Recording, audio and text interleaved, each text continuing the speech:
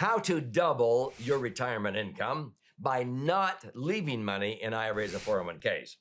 Get ready. In this episode, I'm going to use an example of how we helped save a client a substantial amount of unnecessary tax. And if you stay with me to the end, I'm going to show you how we offset all of the tax, getting money out of his 401ks and IRAs, and how he was able to not only triple, but even quadruple his income. I know the title says double, which we've done for many, many people, but I think this example will give you insights into opportunities that maybe you did not know existed before. So I'm Doug Andrew. I've been a financial strategist, a tax minimization strategist, and a retirement planning specialist now for north of 5 decades, helping thousands of Americans optimize their assets and minimize taxes. So get ready. I'm going to dive into how we have done this for many, many clients, but I need to frame where I'm coming from. So stay with me to the end of the episode, and I think you will be glad that you heard me out all the way through. And then I want to gift you a copy of my most recent best-selling book, okay?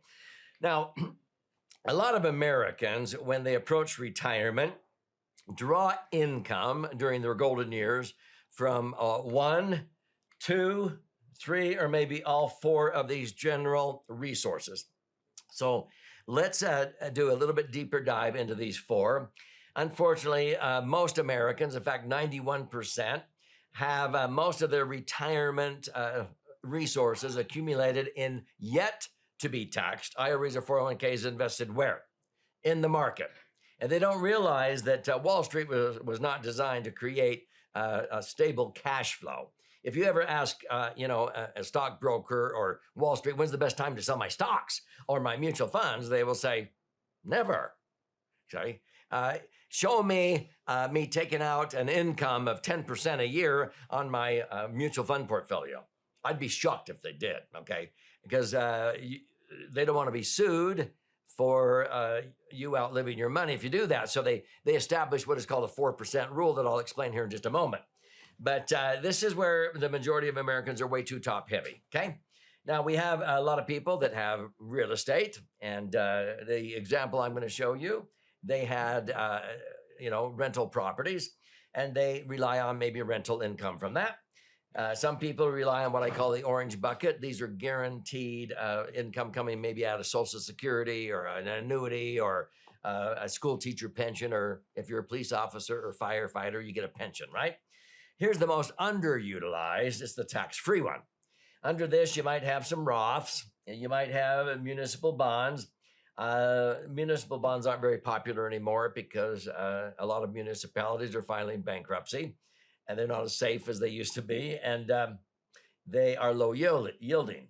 Roths, they are a step in the right direction, but I've never owned a Roth, IRA, or 401k, and I never will, because Roths only have 2 advantages. Your money accumulates tax-free, and you can access it tax-free. But my favorite vehicle, MFTA, Max Funded Tax Advantage Insurance Contracts, that's a laser fund, which is the title of the book I'm going to gift you. They have the 2 advantages of a Roth, and they've had it for 120 years. Roths have only been around since 1997. But laser funds have 4 additional advantages that Roths will never have. You can put in $30,000, $300,000, $3 million a year into a laser fund. You can't do that with a Roth. In fact, if you make too much money, you can't even own a Roth.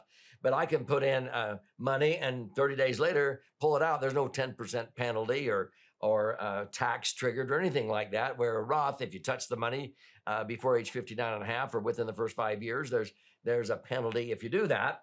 But Roths don't offer indexing, allowing you to make money when the market goes up, but you don't lose when the market goes down. Most Roths are invested in the market, and you can lose money. But Roths don't blossom when you die. If you die with $1 million in a Roth, you leave behind $1 million. If I die with $1 million in an MFTA laser fund, my $1 million doubles to maybe $2 million and maybe more, and transfers tax-free. And so Roths don't do that. So that's why I will never mess around with a Roth, because they have too many strings attached. And I get the 2 benefits of a Roth and 4 additional benefits, and it doesn't cost me anything. It's not free, but it doesn't cost me anything. It's being paid for with a minuscule portion of money that most people shell out in unnecessary tax up here in the purple bucket. So, how can you dramatically increase your retirement income rather than leaving money in IRAs or 401ks? The strategy that I came up with years ago is called a strategic rollout. That's not a rollover. Say, maybe you've heard of rollovers. That's like going from the frying pan into the fire. That's where people take money in 401ks and they roll it over to IRAs, continuing to postpone, delay, procrastinate, paying tax until age 72 or 73 if they don't need money yet. And then they get duped into taking RMDs, required minimum distributions, which is very myopic, very short-sighted. You're not saving tax. In fact, you're compounding it. I have a software program I developed years ago that shows if you kept deferring until age 72 or 73 and then took RMDs, you'd be shocked how much you will pay in tax total over your life expectancy. And if you have a married partner, let's say, to their life expectancy, and then if you leave it behind to your kids, they have to pay tax on that within 10 years. People are like, what? I didn't save tax. I compounded the tax. I increased the tax. Yeah. And so it's better to get the taxes over and done with sooner than later, doing a strategic rollout, and then take the net after tax, if you don't need the money yet, and put it down here into this green bucket. And I'm about to show you that not only will it accumulate tax-free from now on, but when you ultimately die, it blossoms and transfers income tax-free. And when it blossoms, that oftentimes reimburses you for the tax you paid doing the rollout. So you're not out anything at the end of the day, okay? So that's how you can pay the least amount of tax. So I recommend that people at retirement, because at retirement planning is something totally different than maybe what you did for retirement, which might be putting a lot of your money, maxing out your IRAs or 401ks. I recommend no more than 30% of your income should come out of that purple bucket. And when people study this book, many times they say, I don't want anything left in there by the time I retire. Some people have real estate, but I recommend that no more than 30% of your retirement income should be reliant on you having tenants, renters in your rental properties, if that's what you have, okay? I recommend between 0 to 80% of your income could come out of a pension or Social Security, but that's based on your risk tolerance. But I recommend that 40 to 60% of your retirement income not even show up on the front page of your 1040 tax return. And people say, Doug, is that legit? Absolutely, and I'll give you an example here in just a moment. So in the book, I have actual stories of school teachers that came to me, and they ended up, they had $250,000 in their IRAs or 401ks, and we actually saved them $250,000 in tax. Why? Because their advisor says, oh, you don't need the money. They were 59 and a half. They could access the money out of those without a 10% penalty. But if they put it off until age 72, it would have maybe doubled to 500,000. And if they took RMDs, at a minimum, they would have paid 250,000 in tax. We saved them that. We got the money rolled out, and we doubled their income. Okay. On that money, and we saved them a ton of taxes. We went down from 250,000 in tax down to 60, down to 0. Okay, read the story in the book.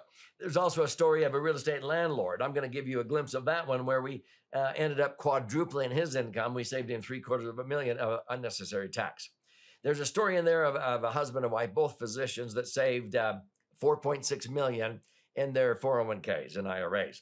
And they had so much accumulated, but their advisor said, well, they can afford to pay tax on $4.6 million. I said, yeah, but if they leave it there, they're going to pay $2.6 million in tax. Well, they can afford that. I said, well, I can't save you 4.6, but I can save you 1.2 million. Would you like to save that? What do you think they said? Absolutely. They looked at their advisor and said, what do you mean we can afford to pay it? What if we can save that? We took that 1.2 million and put it into laser funds, and that's generating 100,000 a year of tax-free cash flow into perpetuity in their family bank, which is what we set up for them, forever, okay, into perpetuity. with money that would otherwise have gone down the drain in unnecessary tax. There's also a story in here of how we took a California couple from the highest tax bracket to a 0% tax bracket in 5 years. And now they have $8 million in 4 IUL laser funds. And they could take out $800,000 a year tax-free the rest of their lives without depleting the $8 million. They don't need $800,000 tax-free. They only need $300,000, but it's not showing up on the front page of their 1040 tax return. They're actually making $500,000 more than they need to live on. So that's a great hedge against inflation, okay? But here is the example of this real estate landlord, okay? Now, in order to understand where this gentleman is coming from, it was the year 2012, and he came to us and he had $600,000 in his IRAs. And he said, you know, that's how much I had in my IRAs in the year 2000, 12 years ago. And because his money was invested in the market, in the S&P, he saw that 600,000 go down to 360,000 in 2001 to 2003. Then it came back up to 600 again. And then in 2008, it dropped down to 360,000. And then it finally came back up, and it was finally back to 600,000. 12 years. And he earned basically zero. And his advisor had the audacity to thump himself on the chest and say, see, I told you the market always comes back. And then the advisor says, oh, okay, now you have to start taking RMDs. I'm going to recommend we only take out 4%.